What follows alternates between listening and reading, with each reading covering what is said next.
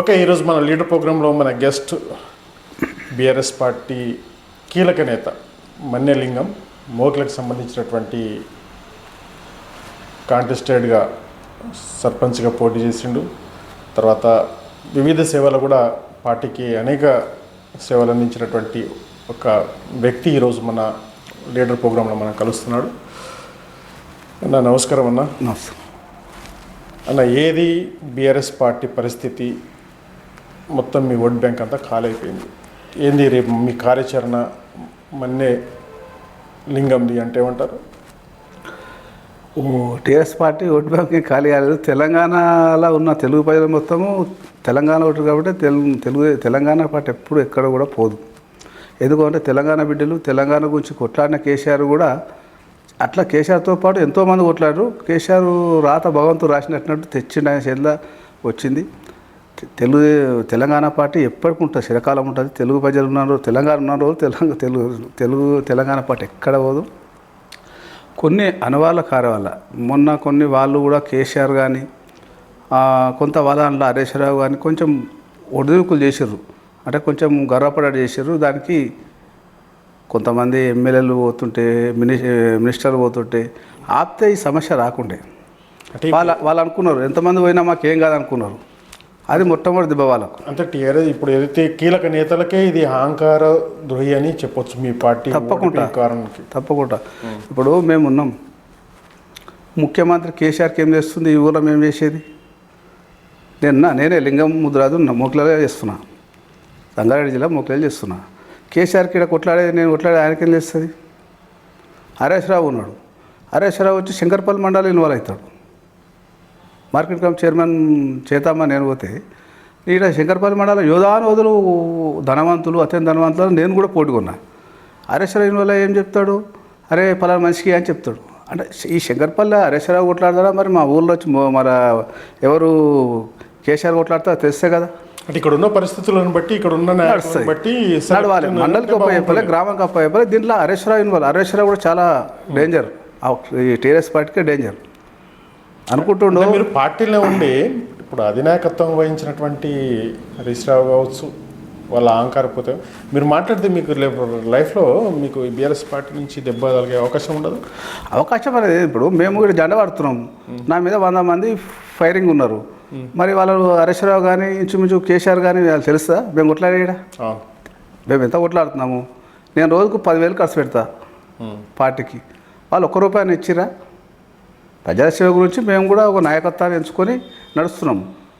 అయితే దాంట్లో కూడా లోకల్ బాడీలో ఇన్వాల్వ్ కావద్దు కదా. అంటే మీరు ఎప్పుడైనా అనుకున్నారా లోకల్ బాడీలో మీరు ఏదైతే మెయిన్ లీడర్స్ ఎవరైతే ఇన్వాల్వ్ అవుతున్నారో ఇటువంటిది ఇన్వాల్వ్ కాకూడదు అని చెప్పేసి మీ స్థానిక ఎమ్మెల్యేకి ఎప్పుడన్నా మీరు చెప్పిన సందర్భం? స్థానిక ఎమ్మెల్యేలు ఇప్పుడు ఎమ్మెల్యేను కూడా అడిగితే ఎమ్మెల్యే ఏం చేస్తాను వాళ్ళు చేస్తున్నా అనే దాని మీద హరీశ్రావు కూడా అడిగిన, నువ్వు హరీశ్రావు అడిగితే కూడా నేనేం ఇన్వాల్వ్ చెప్పి మళ్ళీ చెప్పలే అంటాడు. మోసపూర్వక శాతాలు ఎక్కువ ఉన్నాయి హరీశ్రావు దగ్గర, అవి బంద్ చేసుకోవాలని చెప్తున్నా. అంటే చెప్పారా మీరు? డైరెక్ట్ చెప్పారా? ఇంటికి పోయి అడిగిన హరీశ్రావు ఇంటికి అడిగితే నేను చెప్పలేదు, నువ్వు మీ ఎమ్మెల్యేగా లెటర్ ఇస్తే చేస్తాడు. అంటే ఎమ్మెల్యే ఎట్లా ఇస్తాడు? ఆయన ముఖ్యమంత్రి అల్లుడా? నేను చెప్పినాక భయపడబట్టే ఇట్లా సమస్యలు ఉన్నాయి. మనకెవరితో ఇప్పుడు ఎవరితోటి ఇప్పుడు ఈ పాటలు వేస్తున్నాం, పాడి జెండా పెట్టుకుంటున్నాం, తిరుగుతున్నాం ధర్మంతోటి. అవతల 100 మందితో ఫైరింగ్ చేస్తున్నాం.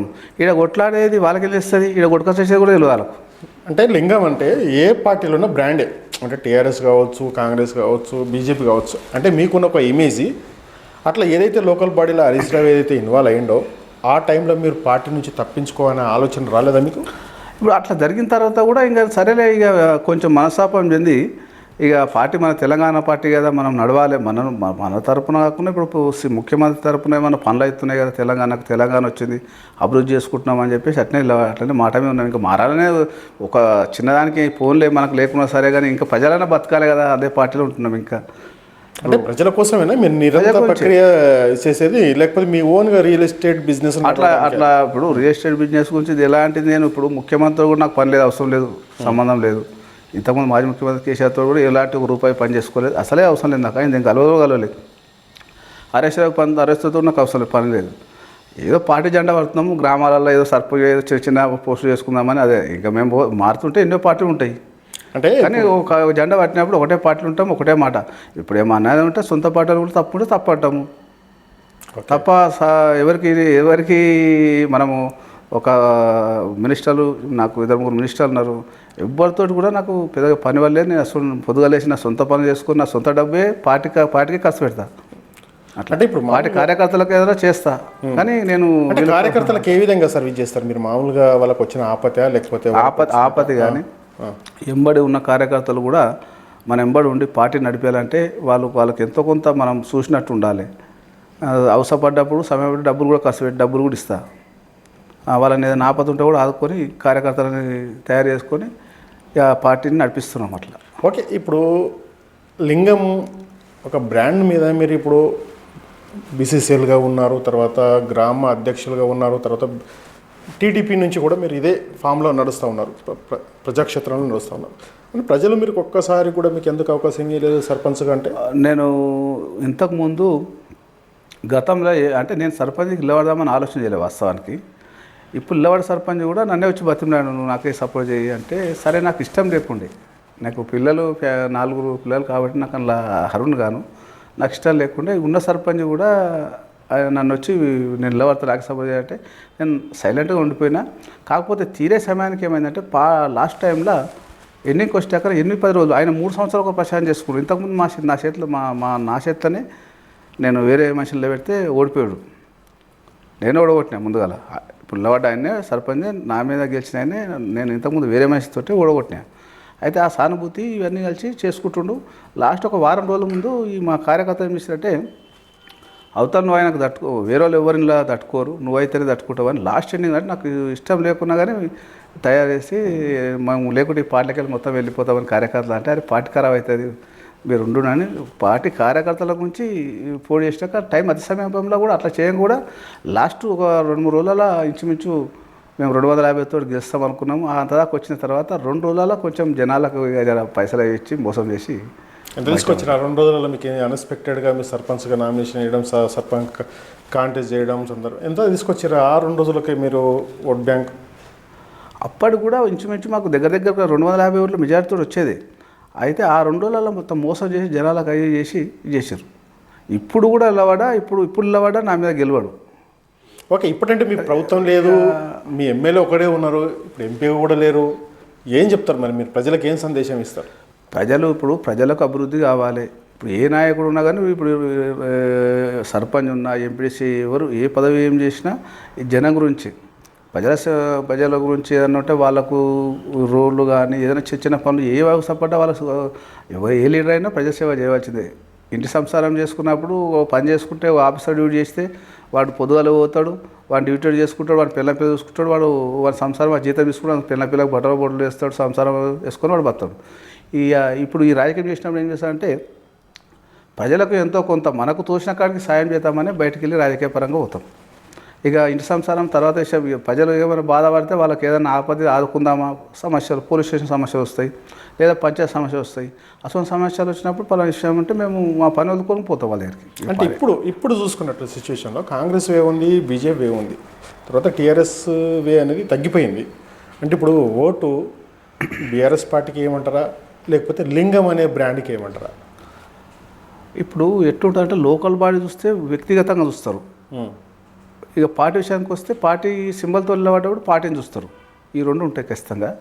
గ్రామానికి వస్తే గ్రామ స్థాయిలో లోకల్ మనిషిని వ్యక్తిగతంగా మనిషి కూడా కాడ ఎటువంటి మనిషి ఎట్లా చేద్దాం అట్లా ఆలోచన చేసి చేస్తారు. ఇక పార్టీ తరపున ఒక ఎమ్మెల్యేనో జడ్పీటీసో పెద్ద ఎత్తున వెళ్ళేటప్పుడు పార్టీని చూస్తారు, కేసీఆర్ ముఖం చూసి ఓట్లు వేస్తారు. అది ఓకే, ఇప్పుడు పథకాలు అయితే 6 గ్యారంటీలు అనేది కాంగ్రెస్ పార్టీ ఇంప్లిమెంటేషన్ చేస్తుంది కూడా. మరి మీ పథకాలు ఇంప్లిమెంటేషన్ చేసినవి కూడా జరుగుతున్నాయి కూడా. మరి ఏ బేసికల్గా మీరు ప్రజల ముందు నిలుస్తారు? ఒకటి పూర్తిగా నేను వ్యవసాయం చేసి రైతుగా పూర్తి ఇదే పొలం దున్ని రైతుగా చేసిన వ్యక్తి. అప్పట్లో వ్యవసాయం చేసినప్పుడు కూడా కరెంటు 9 గంటలు ఉంటుంది. రామారావు నుంచి చూసుకొచ్చి నేను ఎన్టీ రామారావు నుంచి నేను ఎవరెవరు కరెంట్ ఏందనేది చూసుకొచ్చాను. 9 గంటల కరెంటు, 9 గంటలకు ఎప్పుడు రాత్రి 9 గంటలకు చేనికి రావాలి నేనే, 7-8 గంటలకు మా నాయన నేను అర్ధగంట అటు ముంగడ మా నాయన అర్ధగంట అటు వెంటకెళ్ళి 8 గంటలకు రెస్ట్ చేసి 9 గంటలకు కరెంట్ కల్లా రావాలి. ఇదే పొలంలో 1 కిలోమీటర్ నడవాలి. అది బ్యాటరీ పట్టుకుని రావాలి. బ్యాటరీ లేకుండా రావాలి. సీకల్లా టైంకి చార్జ్ చేయాలి. వరిసేను పొలాలు వండబెట్టాలి. అయితే ఆ 9 గంటల కష్టము 9 గంటల రాత్రి వస్తే పడ్డ కష్టాలు నేను అనుభవించిన. అయితే 24 గంటల కరెంట్ ఇలా కేసీఆర్ ఇస్తున్నట్టే రైతులకు బ్రహ్మాండమైన మేలు చేసినట్టు. ఈరోజు నేను వ్యవసాయం బంద్ చేసిన, పొలాలు అపార్ట్మెంట్లు బంద్ చేసుకున్నాం. కానీ ఈ ఉన్న రైతులు చాలామంది రైతులు ఉన్నారు. ఇంకా అంటే రైతులు నేను ఒక్కరిని బంద్ చేసుకుని కలిగం మొత్తం బంద్ చేయలే కదా, తెలంగాణలో మొత్తం ఇంకా చాలా రైతులు ఉన్నారు. వాళ్ళకి ఎంతసేపు అంటే ఎప్పుడు అయినా కరెంట్ దగ్గరికి మూడు దగ్గరికి పోయే అవసరం కూడా లేదు. అదే చాలా అవుతుంది. నేను వ్యవసాయం కొట్టేప్పుడు కూడా మళ్ళీ ఒకసారి ఉదయం 9 గంటలకు ఇస్తారు కరెంటు. అయితే ఒక మళ్ళీ వ్యవసాయం కొడితే సగం దూరం ఒక సగం మడి దూరంగానే కరెంట్ పోతుంది. గంటసేపు రాకుండా గంటసేపు ఎడ్లని అట్లనే ఆపి అవిటికి కూడా కాలు బాగా బీసుకుపోతుండే. నాకు కూడా ఎంత అట్లా ఆ రకంగా బురద అట్లా రోజులు ఉన్నాయి. మేము అది కరెంట్ వచ్చాక 2 గంటలు 3 గంటలు ఎడ్లలో పెట్టి ఇదే పొలంలో నేను చూసిన కరెంటు బాధలు అనుభవించే వ్యక్తి నేనే. కరెంటు బాధలు రైతు అని అనుభవించడం నాతో పాటు కోట్ల మంది అనుభవించారు. ఈ సమస్య అనేది ఈ రైతు బాధ అనేది ఈ నీళ్ళ బాధ ఈ కరెంటు బాధ అనేది పోయింది మొత్తం కేసీఆర్ తోటి. ఓకే, ఇప్పుడున్న మూమెంట్లో ఇప్పుడున్న సిచ్యువేషన్లో ఇప్పుడు మీరు సర్పంచ్ కాంటాక్ట్ చేసేబోతున్నారా? ఇప్పుడు నాకు పిల్లల యాక్ట్ ఉంది కాబట్టి నేను దాంట్లో ఇన్వాల్వ్ కావద్దు అనుకున్నా. ఓకే, అంటే మీ తరఫు నుంచి క్యాండిడేట్ ఆల్రెడీ మనం పార్టీ తరఫున ఎట్లనే పెడతాము. మాది నడుస్తుంటాం, పార్టీ తరఫున ఖచ్చితంగా పెడతాం, నడిపిస్తాం. నాకు పిల్లల యాక్ట్ ఉంది కాబట్టి దానివల్ల నేను కాంటాక్ట్ చేయొద్దు అనుకున్నా. ఇక వేరే మా పార్టీలో ఎవరైనా ముందుకు వస్తే వాళ్ళని చూసి పెట్టేసి మళ్ళీ కాంటాక్ట్ చేస్తాను. ఓకే, మీరు ఏదైతే చిన్న ఉన్నప్పటి నుంచి వ్యవసాయం చేశారు, తర్వాత ఏదో కరెంటు కోసం పడ్డటువంటి కష్టాలు అనేది చూశారు, అంటే ప్రత్యక్షంగా నాగలు బట్టి దుక్కి దున్ని అటువంటి వ్యవసాయం చేశారంటారా? పూర్తిగా వ్యవసాయం చేసి చదువుకొని తర్వాత ఈ వ్యవసాయం పనే చేసినాం ఎక్కువ. అప్పటి నుంచి నేను ఎట్లా అంటే ఏమో రాజకీయ పరంగా తిరుగుతున్నాను. దానిలో అంటే ఎడ్యుకేటెడ్ ఎంతవరకు చదువుకున్నారు మీరు? నేను 7th వరకు చదువుకున్నాను. మరి అట్లా అనుకోరు కదా, 7th వరకు లింగం చదువుకున్నాడు అనే విషయం అయితే అనుకోరు. మంచిగా ఎంటెక్ బీటెక్ చేసినటువంటి నాయకుడిలా కనిపిస్తారు. అనుకోరు కానీ కాకపోతే నేను చేసే నడిచే తవ్వకు భగవంతుడు నాకు అండదండ పుష్కలం ఉంది కాబట్టి ఈ స్థాయిలో ఉంచారు వాళ్ళు. భగవంతుడు ఎల్లవేళ నన్ను చూస్తుంటాడు కాబట్టి ఈ స్థాయిలో ఉన్నాను. మీ సంపాదనలో కూడా మా పబ్లిక్ సర్వీస్ చేస్తున్నారా? మరి ప్రజాసేవ చేస్తూ ఉన్నారా? తప్పకుండా. ఇప్పుడు ప్రజాసేవ కూడా దైవభక్తి ఓకే ఎక్కువ. ఆ దైవభక్తిలో ఒక గుళ్ళకు కానీ గుళ్ళ గురించి వస్తారు.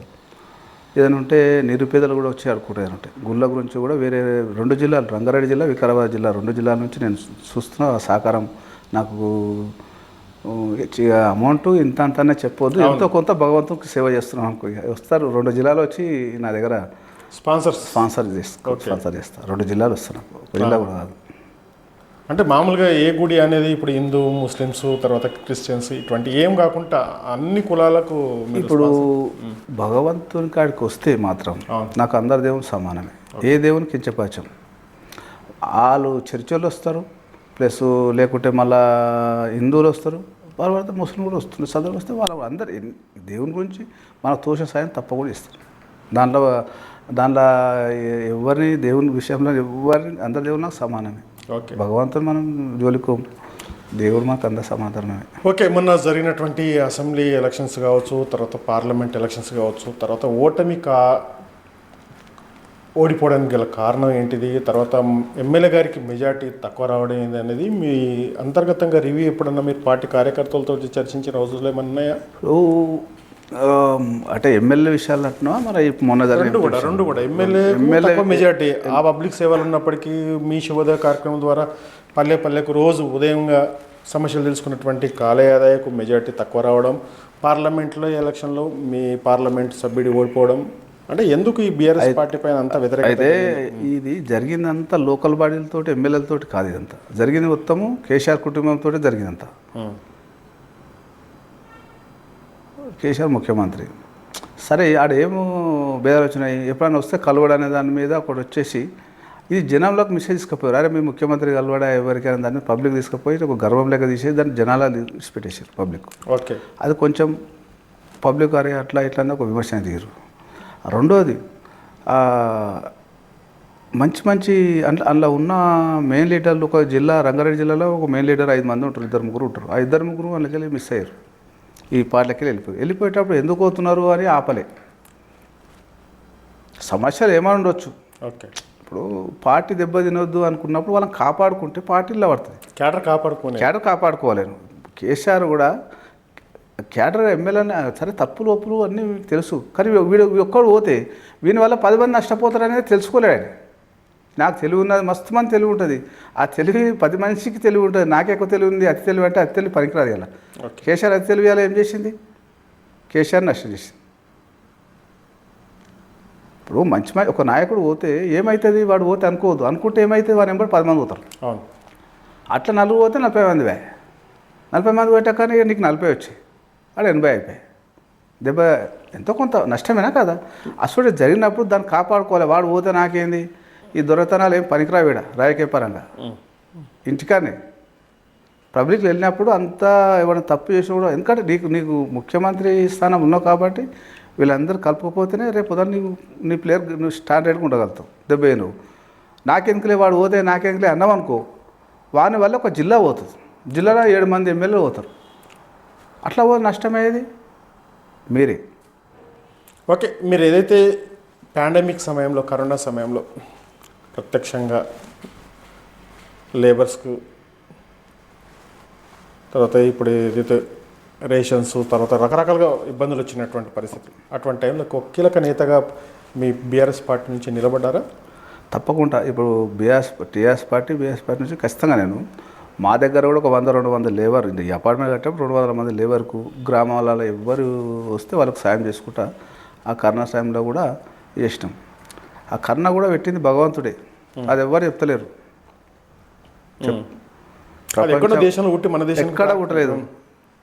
ఎక్కడ పుట్టలేదు, భగవంతుడే పెట్టింది ఇది. చైనాలో అనవసరం బల్లం, చైనా అసలు చైనా కాదేం కాదు, భగవంతుడే పెట్టింది ఇది. ఇది పెట్టిన తర్వాత కూడా దాన్ని కొంచెం కంట్రోల్ అనేది ఏం లేదు, సచ్చుడే మార్గం వచ్చింది. కాకపోతే ఈ కొన్ని విధాలలో ఈ తర్వాత ఏమైంది, అలా కొంచెం సూలు బోల్ చేసి డాక్టర్ కంట్రోల్ చేసి అది కొంచెం నడిచింది వాస్తవమే.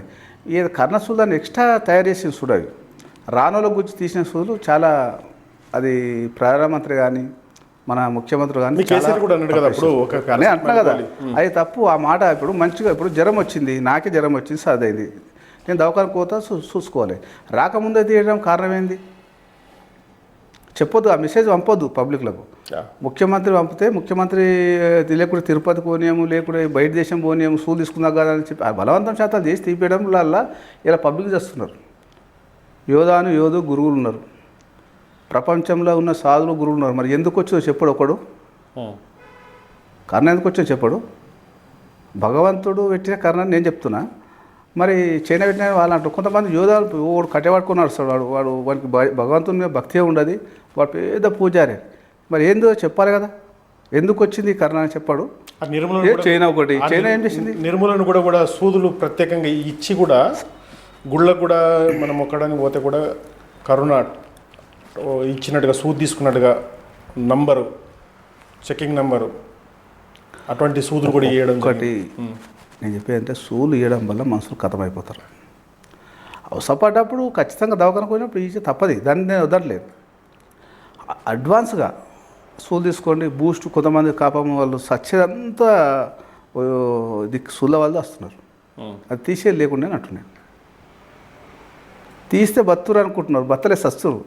అది కూడా కోట్లకు కూడా చెప్తున్నారు, అంత మీడియా అని చెప్తున్నది. సూది వల్లనే కొంచెం గుండె జబ్బుకు, క్యాన్సర్కు దారి తీస్తుందని కూడా ప్రచారం జోరుగా నడుస్తుంది. అయితే ఏమైతే తెలుసా, భారతదేశంలో ఎంతమంది, ఒక ప్రధానమంత్రి ఉన్నాడు, ఒక ప్రధానమంత్రి చెప్తే దేశం మొత్తం వింటుంది. దేశం ఎంతమంది జనాలు ఉంటారు, కొన్ని కోట్ల మంది కూడా. కోట్ల మంది సూది తీసిరు కదా, కోట్ల మందికి ఎఫెక్ట్ అయినట్టే కదా. ఆ మెసేజ్ పంపవద్దు. దవాఖానలో ఖచ్చితంగా కరోనా వచ్చే వాళ్ళకు మాత్రం తీసుకుపోయి దవాఖానలో ట్రీట్మెంట్ చెప్పి బరాబర్. రాకముందే తీసుకోము, రాకముందు చేసేటక్కడ అడ్వాన్స్ చేసేటక్కడ ఏమైందంటే బాడీ సూళ్ళ వల్ల మందికి ఎఫెక్ట్ అవుతుంది.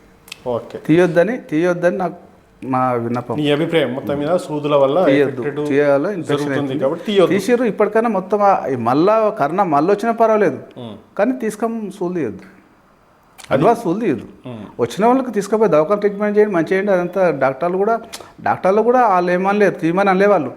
వీళ్ళు బూస్ట్ అవి తయారు చేసి తీయాలని వాళ్ళు ఏదో తయారు చేసి మందు కొట్టాక మనుషులకు సరిగ్గా తను తెచ్చే మందు ఎవరు తెచ్చే మందు వాళ్ళే తినట్టు అయింది. ఓకే, మనం స్థానిక సంస్థల ఎలక్షన్స్లో రేపో మాపో అనేది ఒక తెర మీదకి వచ్చినటువంటి క్వశ్చన్. అందులో భాగంగా మీరే అధికారంలోకి ఉన్నప్పుడే ఇక్కడ కాంగ్రెస్ పార్టీ సర్పంచ్గా ఎన్నుకోవడం జరిగింది ప్రజలు. ఇప్పుడు కాంగ్రెస్ పార్టీ అధికారంలో ఉన్నది, బీఆర్ఎస్ పార్టీ సర్పంచ్ను ఎన్నుకుంటారా? ఇప్పుడు లోకల్ బాడీ ఎట్లుంటారంటే క్యాండిడేట్ని బట్టి ఓట్లు వేస్తారు. లోకల్ బాడీ గ్రామంలో ఇప్పుడు క్యాండిడేట్ ఎట్లా వ్యక్తిగతంగా మంచివాడ కాడ ఎట్లా పనులు రేపొద్దుల్లో మనకు గ్రామంలో మంచి చేస్తా చూసి ఓట్లు వేస్తారు. గ్రామం అట్లే ఉంటుంది. గ్రామంలో లోకల్ బాడీ లోకల్ అంత వరకే, ఊరంత వరకే ఉంటుంది. అది ఏమున్నా ఇప్పుడు మొన్న నువ్వు ఇంతకుముందు అంటే ఎంపీ విషయంలో అంటే ఇప్పుడు ఒక ఎంపీ కూడా గెలవలేడు వాస్తవం. ఖచ్చితంగా ఇంచుమించు ఒక 5-6 ఎంపీలు ఖచ్చితంగా గెలిచోలే బేస్లో.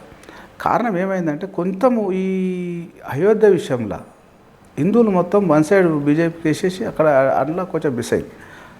ఆ ఇంచుమించు లేకుంటే 5-6 మంది ఎంపీలు ఖచ్చితంగా ఈజీగా గెలుతారు. అయోధ్య దిక్కెళ్ళి కొంచెం ఈ బీఆర్ఎస్ పార్టీకి కొంచెం దెబ్బ తాకిందని నేను ఖచ్చితంగా చెప్పగలుగుతాను. అదొకటి షూటబుల్ క్యాండిడేట్ లేక అట్లా ఏం లేదు, ఇక షూటబుల్ అనేది ఏం లేదు. ఇక దెబ్బ తాకింది ఆడ.